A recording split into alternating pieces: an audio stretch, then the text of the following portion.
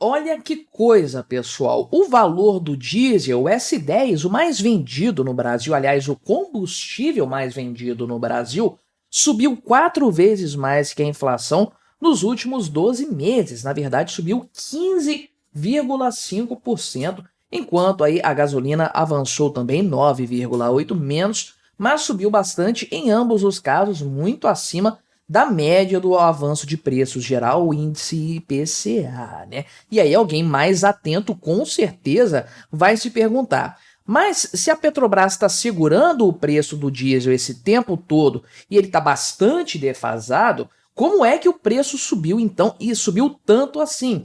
Tem uma palavra que explica esse fenômeno, que é a palavra reoneração, ou seja, o governo voltou a cobrar alguns impostos, vários impostos, em cima do diesel e, obviamente, isso foi repassado para o consumidor final, uma tragédia com certeza, só que o problema da defasagem continua, na verdade, está na faixa aí de uns 60 centavos aproximadamente o óleo diesel de defasagem, um valor que pode ser acrescentado ao litro a qualquer momento. Imagina o que isso vai causar na inflação e o desastre que vai representar para a economia brasileira, né? Vamos conversar então sobre esse assunto, mas antes não se esqueça, deixe o seu like, o seu comentário neste vídeo, se inscreva no meu canal se você ainda não for inscrito, considere se tornar membro patrocinador do meu trabalho com valores a partir de R$ 1,99 por mês. Você me ajuda bastante dessa forma, pode ter certeza disso, né? Então, isso aqui foi uma análise da pesquisa da ValeCard, né, mãe? Empresa aí, soluções de pagamento, mobilidade, maquininha de cartão, né? Então, o óleo diesel S10, que é o mais vendido, o combustível mais vendido no Brasil, subiu aí quase 4 vezes mais que a inflação. O preço médio está aí na casa de 6,15, 6,16 reais por litro. Deixa aí no comentário quanto que você está pagando no diesel por aí, né? Que é um aumento de 15,5% em relação ao mês de junho do ano passado. Uma comparação de junho de 2024 em relação a junho de 2023. E é um aumento grosseiro, meu amigo, 15,5% em um ano. Um item tão básico como o diesel, eu vivo falando aqui no canal, praticamente tudo que é vendido, comercializado, que circula nesse país, circula em cima de caminhão. Ou seja, qualquer aumento no preço do diesel vai impactar em toda a cadeia produtiva, porque o frete vai ficar mais caro, além do combustível em si subir, o que ajuda a compor o índice IPCA, inclusive, mas todo o restante sofre nesse sentido, né? Então, o IPCA acumulado de 12 meses foi 4,23%. Eu falei disso aqui recentemente no canal, inclusive. Estamos falando aí, então, de mais de 3%, mais de 3 vezes, perdão, quase 4 vezes o aumento do diesel foi maior do que o aumento geral dos preços na economia. Isso não é aceitável, tem alguma coisa muito estranha acontecendo aí, né? A gasolina aqui, por sua vez, teve R$ 6,034 de preço médio em junho, que representa um crescimento de quase 10% em relação a junho de 2023, mais do que 2 vezes superior ao valor da inflação de forma geral aí, né? Também o etanol teve um crescimento que foi aqui em relação a janeiro de 10%, se considerar junho, 4% apenas. Então ficou um aumento abaixo da inflação acumulada, mas está subindo igual um foguete neste ano de 2024. Né? A gasolina subiu 9,8%, aliás, 4,10% apenas em 2024. E aí é aquela pergunta que eu já adiantei a resposta no início deste vídeo. Se a Petrobras está congelando os preços, está arcando aí com prejuízos para conseguir manter os preços estabilizados no patamar que o governo deseja, por que, então, que o valor lá na bomba de combustível subiu tanto para o diesel e para a gasolina? Isso está congelado desde agosto do ano passado, eu acho, alguma coisa assim, no caso do diesel, né? A última mudança que teve foi para cortar o preço, foi para diminuir. E o combinado não era mexer. Se subisse o barril de petróleo, mantinha o preço mais baixo. Se o barril de petróleo diminuísse, mantinha o preço mais alto. O combinado era esse para recompor o caixa da Petrobras. Essa era a política. Ainda assim, a Petrobras abaixou os preços dos combustíveis, né? Para você ver só. O que causa isso, obviamente, é a questão da reoneração dos impostos sobre os combustíveis, né?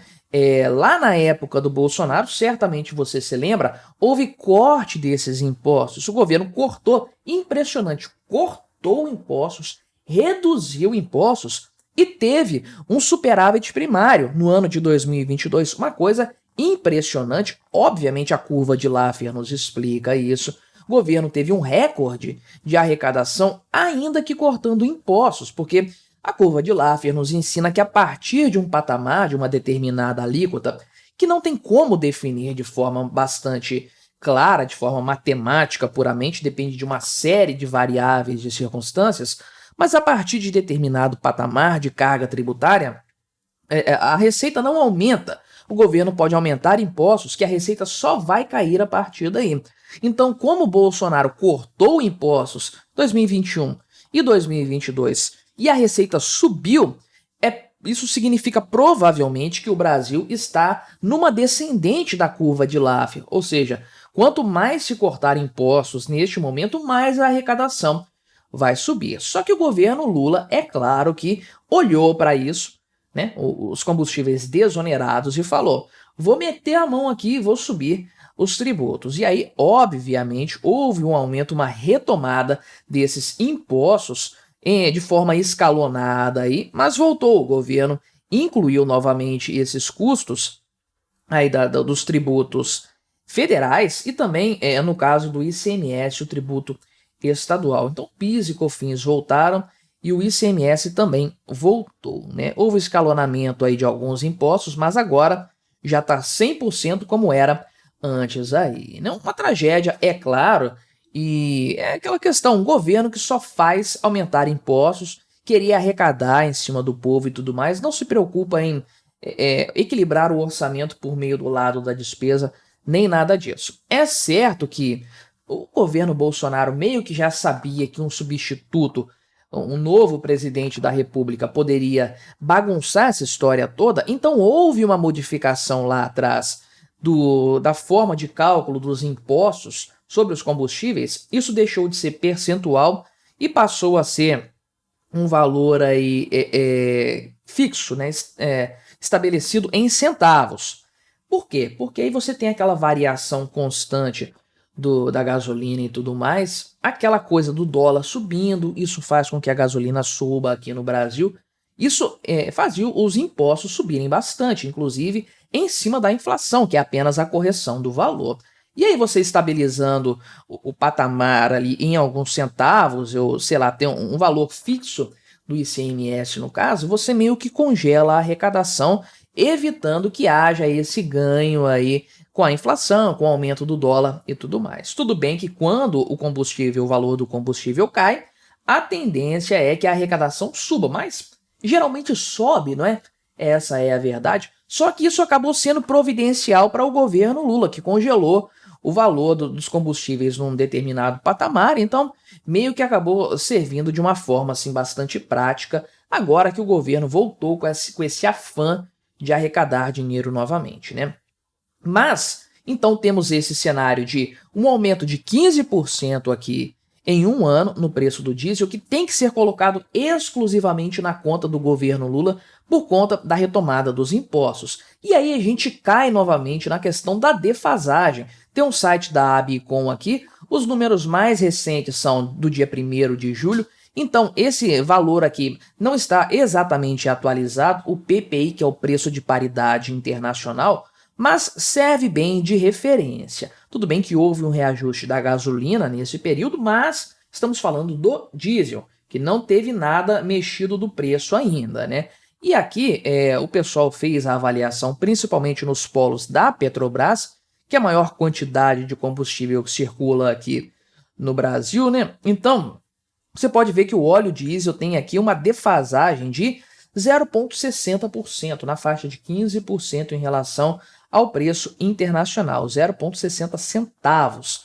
Então, né? Ou seja, Isso aqui é um preço represado, é um valor represado que a qualquer momento pode ser despejado na economia. Por quê?